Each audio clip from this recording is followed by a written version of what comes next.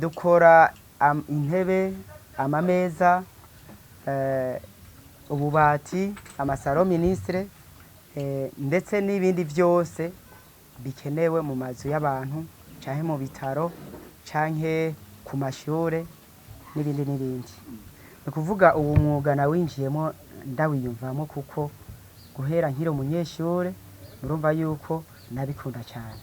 Hanyuma ikigeretswe ko ubu mwuga ndawufita ko témoignage kuko jewe ico gihe mu biruhuko hose nakora ibinyene kandi byarampa amahera ku buryo bw'uko ndi kwishure abo twigana bari babizi ntaronka udufaranga vraiment. Maze kumva ko hariho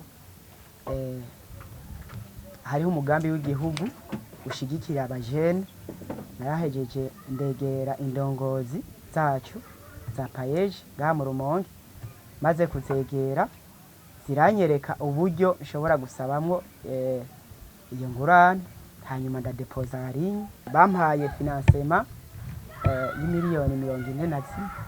Burya izi mashine dukoresha zirazimvye, naho rero twaciye tugenda turazigura turazizana, kugeza iyi saha nta operation n'imwe tudakora. Ubu nk'akarorero turamaze nk'amezi 2 turiko turakorera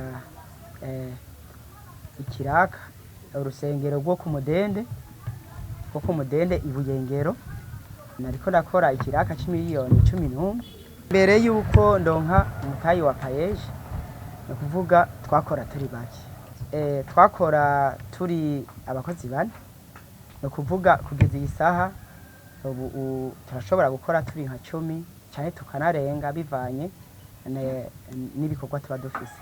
No kuvuga dufise abakozi bashika 8 bahembwa, umwe wese ahemberwa ico yakoze. No kuvuga ushoboye gukora agakora no mwijoro arashobora gukora nta ngorane, hanyuma agaheza agahemberwa ico akoze. Kandi abo bose novuga batunze imiryango kandi birababeshejeho. Ngereranije ndaronka ngira nk'imiliyoni nka 3. Nkaho twakuyemo amadepense turashobora gusanga turi nko mu miliyoni 5 canke ayarenga. Novuga ko payeje ni umuvyeyi kuko w'abajene, kuko turiko turahatorera koyoko, kuko benshi twari dufise impano zitandukanye canke tugafita n'ivyiyumviro vyo gukora, mugabo tukiro turuva uburyo butuzinguwe atabwo turonka. Kuva ntanguye uyu mugambi jewe ikintu cyose mfise ndagikesha uyu mugambi.